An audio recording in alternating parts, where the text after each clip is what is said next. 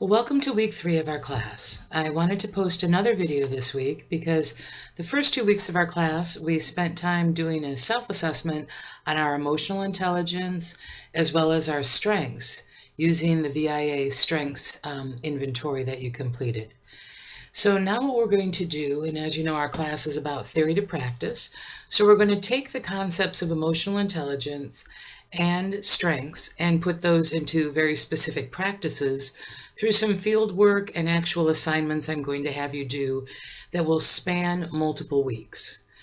So what I mean by that, and you're going to see on this week, I've posted first the emotional intelligence field work activity that you're going to do, where you're going to gather data on a person or an organization or a team whom you believe demonstrates 2 of the key concepts of the 15 on the rubric for emotional intelligence. And you can select any 2. I've printed the 2x2 matrix again for you that include the 15 competencies related to the work of Bradbury in our Emotional 2.0 book, but also to the work of Daniel Goleman and many others in emotional intelligence. So the fieldwork assignment will be done at the end of week 4. Then the last 3 multi-week assignments will be completed over the course and have due dates of the end of week 6, the end of week 8, and then of course our final integration paper that will be due along with your development plan and your paper, where you'll have this last assignment integrated into your final plan and paper. So at the end of week 6, you'll have a gratitude paper that you'll write based on the work that I'll be assigning this week. At the end of week 8, you'll have the 3 good things paper due. And that again will start, I encourage you to start this week, but you have to have a minimum of 14 consecutive days in which you're writing 3 good things that happened on that particular day. So again, I want to make clear that the 3 good things you're writing happened within the previous 24 hours. So you don't want to talk about good things that happened over the winter break or holidays that you spent with your family, but things that happened each specific day. We'll be looking at integrating all these pieces and linking those to using your strengths in a new way. And I hope that you have already read, but if you haven't, read the article I've reposted this week on Blackboard by Seligman, which is called Interventions in Optimism. And what you're going to see is the research where they've found that for people to build their optimism, engaging in gratitude survey work or gratitude visit work, 3 good things as a daily journal for a minimum of 14 days, and then using your strengths in a new way. So in that article are the descriptions of the 3 activities that you're going to be completing.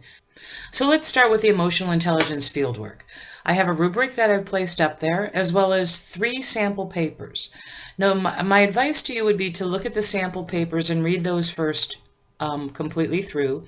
And you're going to see there's 3 different ways, or there's more than that, but 3 examples I put up. The first example is about a student who observed her manager at work and the linkages and the behaviors from her perspective on the emotional intelligence her manager exhibited. The second student paper was focused on a student who she was very impressed by the emotional intelligence exhibited by the people who worked at Lush Cosmetics, which is a place that she's shopped at, and she felt they differentiated themselves in terms of customer service. So she went into the store, did some observations, talked to some of the employees, and then did a more extensive interview with the manager of the store. And she wrote her paper based on that, identifying 2 specific emotional intelligence competencies out of the 15 that are listed on the 2x2 matrix that is posted on Blackboard. The third student actually went back to an organization she had worked at the previous 3 years and interviewed the director of residence assistants at a university and looked at the behaviors that he was exhibiting that were linked to building such a strong team in that organization. And so she went back to a previous job that she had and looked at the emotional intelligence behaviors. Again, all 3 and other examples for actually gathering specific data on emotional intelligence. is the essence of what this fieldwork assignment is about. You'll see that this assignment is due at the end of week 4. It is worth 40 points, and then there's a specific rubric with multiple steps of what you'll be doing. You'll be identifying first an article, not any of the ones that I've posted on Blackboard or an article you previously found. I'd like you to find an article linked to using emotional intelligence in managers, leaders, or teams. And again, you'll see in the sample papers the articles that these students found. And again, you can do a Google Scholar search or a University of La Verne online library search to find articles about emotional intelligence in action. Then you will actually gather the data. I've listed observational data gathering. You can do interview data gathering. You can look at websites and videos. I've had students who've had positive experiences, for example, at Southwest Airlines or Patagonia, and they've been able to go to those websites and look at information that has been posted by those organizations that are linked to 2 at a minimum of the 15 emotional competencies, emotional intelligence competencies that we have on our 2x2 matrix. And then what you'll do is you'll summarize the data that you've gathered in the second part of the paper. Again, this will be, you'll see on the samples of how to write that part of the paper. And then the last segment is linked directly to the work that you've already been doing in your Warren Bennis summaries.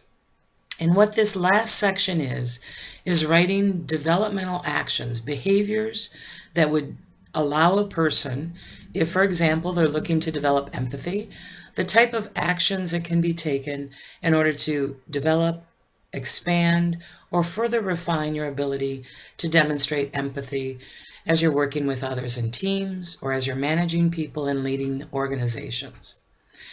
This last segment of the paper is where I really want you to spend some time focusing on defining those behaviors, because this will be linked to your final development plan, but also my experience in working with managers and executives over the previous two decades of my career, where people often struggled.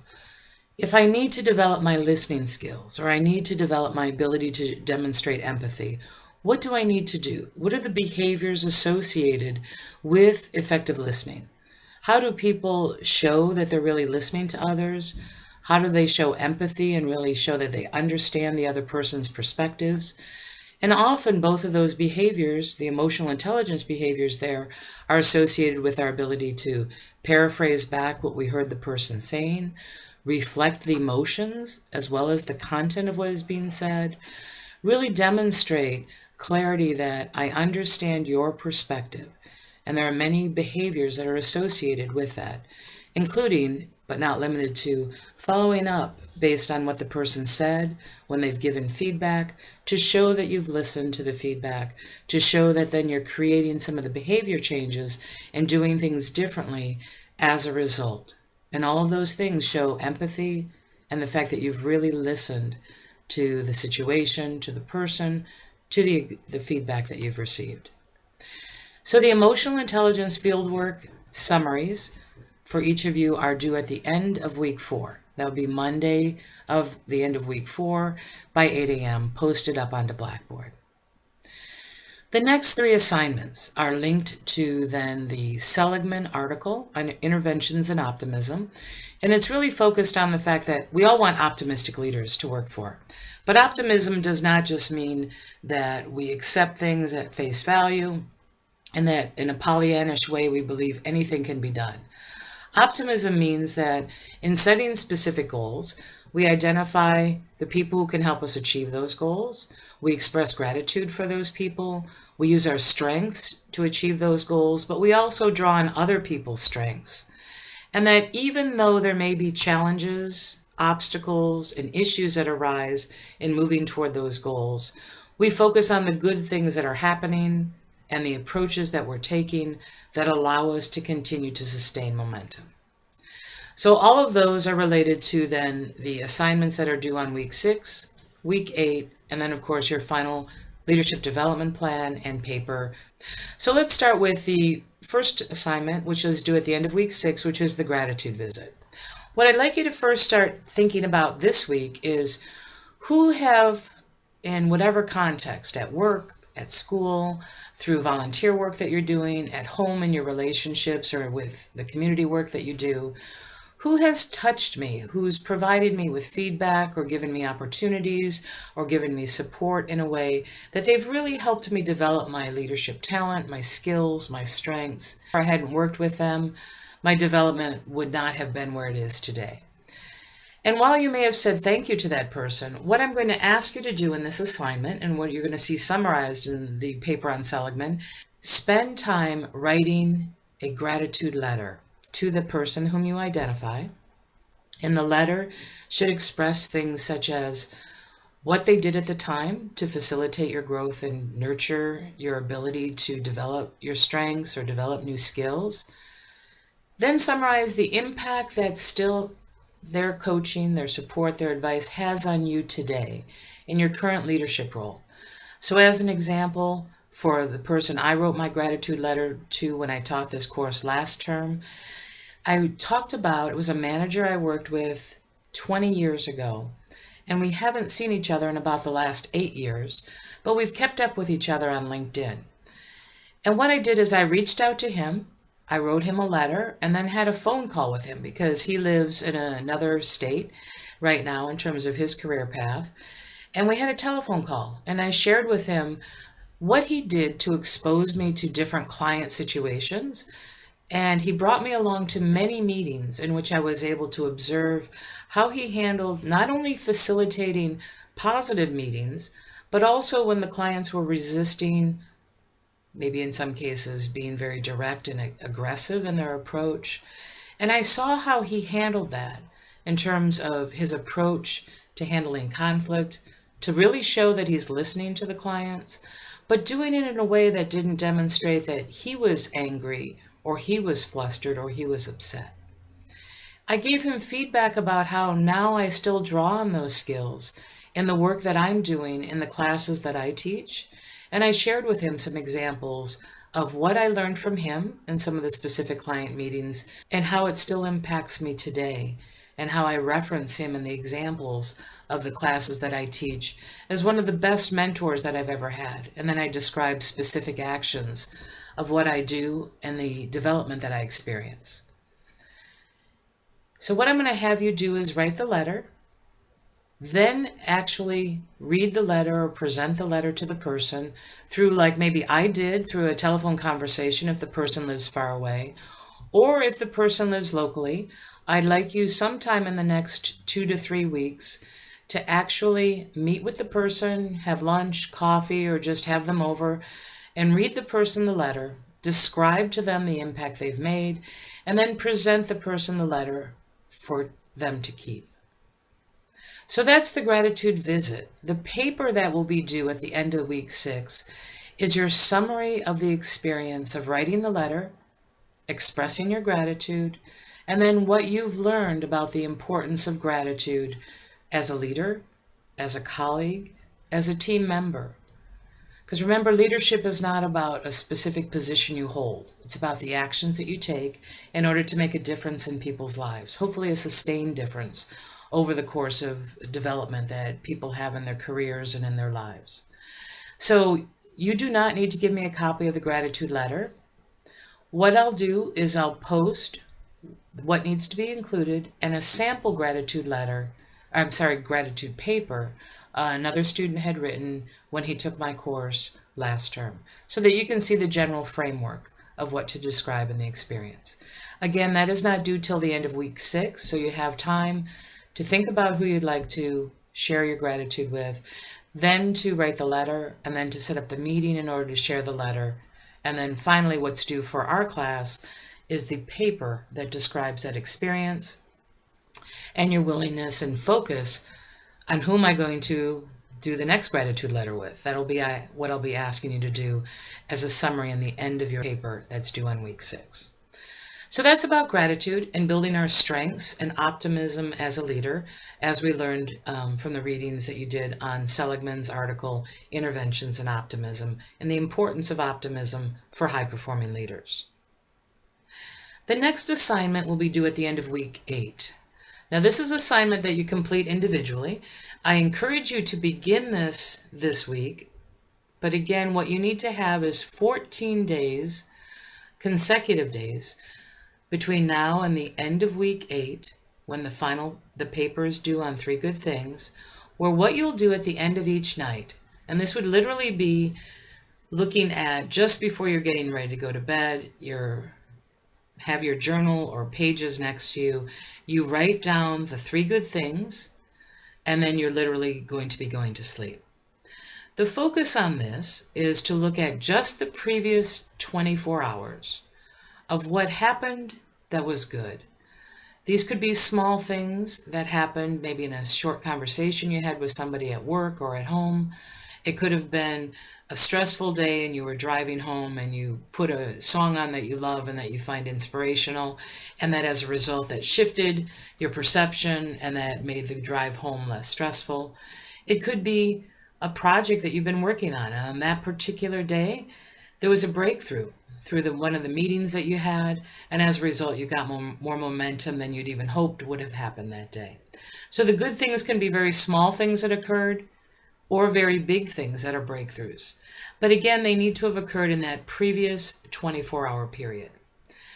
Now, in doing this for 14 days, what you'll see in the article written by Seligman on interventions in optimism is that the sustained impact of doing this on our optimism tends to last at least 6 months, what they found in the research. And the longer you do this 3 good things activity, the bigger the impact it has on your optimism and your growth.